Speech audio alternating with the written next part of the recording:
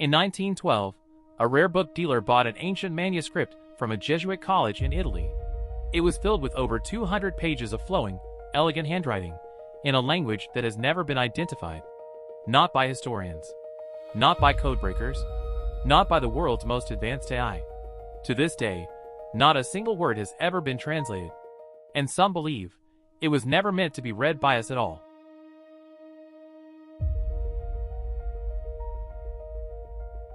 Our story begins not in the 1400s, when the manuscript was made, but in 1912, in a dusty villa outside Rome. A Polish book dealer named Wilfred Voynich was searching through a collection of old manuscripts the Jesuits were quietly trying to sell. Among the pile, one book stood out. Small enough to hold in two hands, its vellum pages worn soft with age, filled edge to edge with an alphabet unlike anything Voynich had ever seen. Radiocarbon dating would later confirm the vellum was made between 1404 and 1438. This wasn't a hoax from a modern forger. This was a genuine medieval document, created decades before the printing press even existed. But it wasn't just the strange writing that unsettled scholars. It was the illustrations. Page after page showed plants that don't exist in nature, diagrams of stars and constellations that match no known chart, and rows of women bathing in strange green liquid, connected by tubes to what looked like biological structures, organs, veins, unknown machinery. Voynich immediately understood what he had.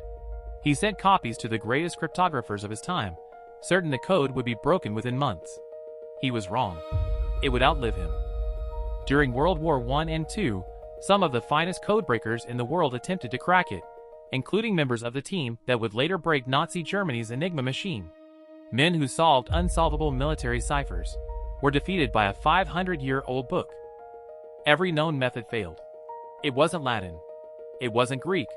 It wasn't any known cipher of substitution or transposition. The text followed strange statistical patterns. Some words repeated 3 times in a row, something no natural human language does. In the 21st century, researchers turned to artificial intelligence, training language models on hundreds of known languages, hoping a machine could find a pattern the human eye had missed. The AI found patterns, echoes of Hebrew, fragments resembling Proto-Romance languages, hints of an invented constructed language. But every single theory, when tested, fell apart under scrutiny.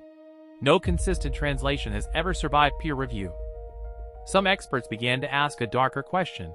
What if there was never anything to translate at all? What if the entire manuscript was an elaborate, meaningless hoax, created to fool a wealthy buyer centuries before Voynich was even born? Theory 1. It's a lost dialect, a real language spoken by a small community that vanished from history, its words never recorded anywhere else. Theory 2. It's an early constructed language, centuries before anyone is known to have invented one on purpose. Theory 3, and the most unsettling, it's a genuine coded text, deliberately encrypted using a method so far ahead of its time that no one has cracked its logic, hiding something someone very badly did not want found.